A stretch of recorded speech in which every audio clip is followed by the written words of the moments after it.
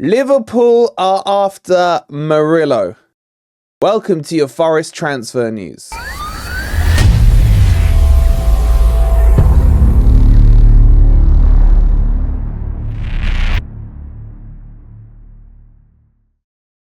Good morning, good evening, or good night. Hope you guys are doing well. And welcome to your latest Nottingham Forest transfer news. Coming up in today's video, we'll talk to you about the latest links to Murillo. We'll tell you about two players that are unwanted by their loanee clubs and will be coming back to Nottingham Forest, and plenty of other things to discuss. If you're enjoying the content, please don't forget to hit that like button. Subscribe to Forest Fan TV if you are new.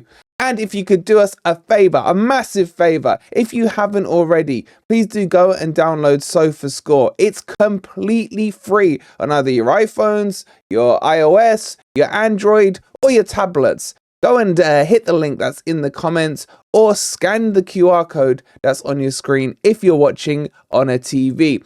Set Forest as your favorite team and make sure you look at all the cool features in there. It is the best football app that I've used. And just out of curiosity, how do you guys watch FFTV? Let us know in the comments. Is it on your TV? Is it on your phone, PC? Or have you got something weird and wacky and wonderful that you use?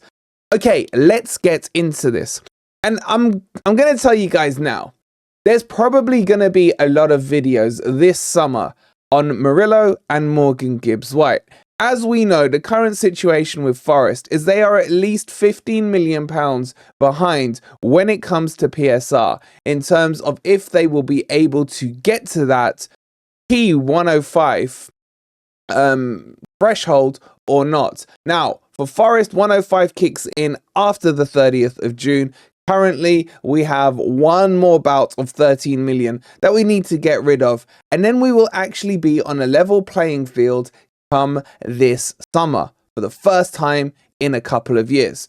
So, Murillo, he's obviously going to be a big target. And the rumours and reports that are coming out today are that Liverpool are very interested in him. Why? Because Matip is set to leave on a free this summer, and potentially Joe Gomez will be looking to leave. And on top of that, he could be brought in as the successor to Virgil van Dijk. Now, with Murillo, he has many attributes that are really important. The key one being left-footed. Left-footed centre-backs are quite a rarity at the moment. Those who play on the left side being left-footed, they basically can grow them on one tree. He also has come in and done pretty much a whole season in the Premier League and shone. Absolutely shone. And he has many strengths and attributes. Literally, strength is one of his attributes. Pace, dribbling, positional awareness. You would probably argue that his one development that he needs to do still is aerially, get the words out right. He seems to sometimes get caught under the ball. But as the season has progressed, he has become a lot better at that. Yes, he is prone to the odd mistake here and there, but let's not forget this is a player we brought in for 11 million who had only had a handful of professional games back in Brazil beforehand and has taken to the Premier League like duck to water. Now, do I think Forest will sell him? I don't know. I don't know. I think Forest should not sell him because with another year under his belt in the Premier League and more eyes noticing him, I think he will grow from strength to strength and his valuation will get bigger and bigger. At the moment, you're hearing numbers of about 40 to 50 million being bandied around. Yes, that's a huge return on investment for Forest. It's 4 times, maybe even 5 times the outlay we put on him. But I think he can still go to 80 million. Now, why do I think that? Before all the other fan bases are like, him? Who's he? Well, because if you look historically at some of centre-backs that have been transferred in the Premier League, 80 million can be quite a standard price. Look at Fofana, who went from Leicester to Chelsea. He was in and around 80 million, and he hasn't played at all for them due to injuries. Look at Harry Maguire, and that was a good few years back. Again, going from Leicester, but to Manchester United. Another 80 million spent on a centre-back. Martinez going to Man U for loads of money, and he's like 2 foot tall. So there is an appetite and there is an agenda, or a precedent probably is the right word, to say that centre backs can charge and bring in huge transfer fees, especially ones that are now proven in the Premier League. And you would have to argue that Murillo is. So for me, if it was up to me, I would do whatever I can to hold on to him for another year and then potentially double his transfer fee. Forest, do what you have to. And when we move on to our next topic now, these are ways that we can do it. So, next story on the agenda is our ex-captain, or is he technically still the current captain, Joe Worrall. Joe Worrall is set to return back to Nottingham Forest from Besiktas, who will not be taking up the option to purchase him. Joe Worrall struggled in the Turkish league, and they basically are not that interested in him. However, they have paid about 600k towards his salary in euros, I believe it was, which means that Joe Worrall is pulling in about 25 to 30k a week. Is he worth that? I don't know. Now, there is a debate. Is Joe Worrall a good backup squad player? Someone who's come through the academy, someone who is diehard Nottingham Forest. Is he worth just holding on to as a backup? And especially if we're losing Murillo. I still don't trust him in the Premier League. I think he would be a good championship player, and he will be getting some interest. The likes of Sheffield are very interested in him, as well as Middlesbrough. So potentially we could see him making the downgrade into the championship. And you have to argue, if he struggled in the Turkish league, does that not prove further that the Premier League is probably not for him? Now, another one of our loanees that's set to return to Forest from Middlesbrough is Lewis O'Brien. Lewis O'Brien, who has had an injury-hit season, they will not be taking up any kind of option to bring him in.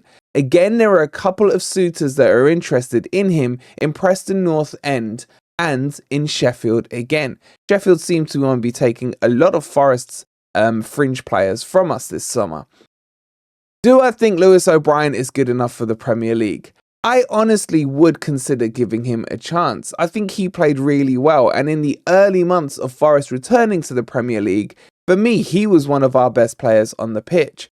However, he's been doing most of his trade for the last year or so in the Championship, and Forest maybe have gone past him in terms of upgrading, with the likes of Danilo emerging, Dominguez, etc.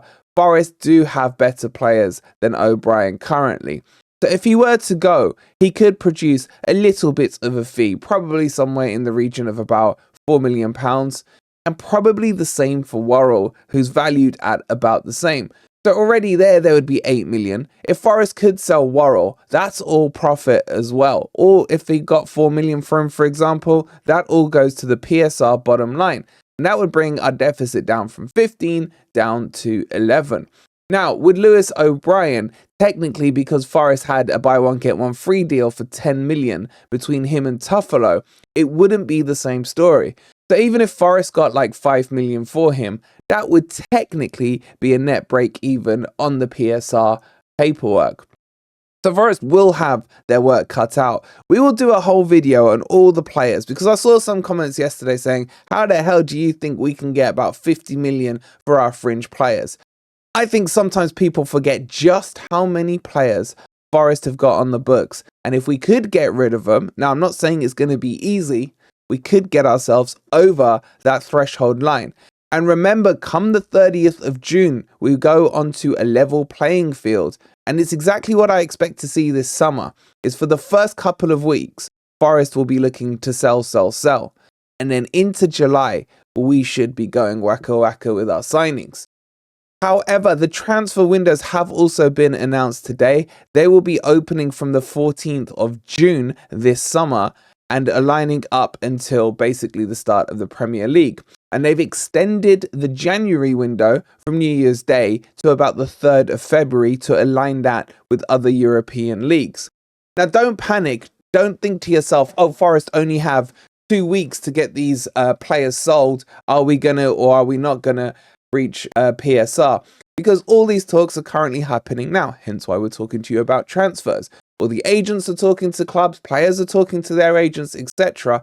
And then come the 14th of June, some things will just be, you know, stamped and approved. A lot of deals will happen before that. But what do you guys think about these players? With Joe Worrall and with O'Brien, would any of you keep him in the squad, or would you look to make some money back on them?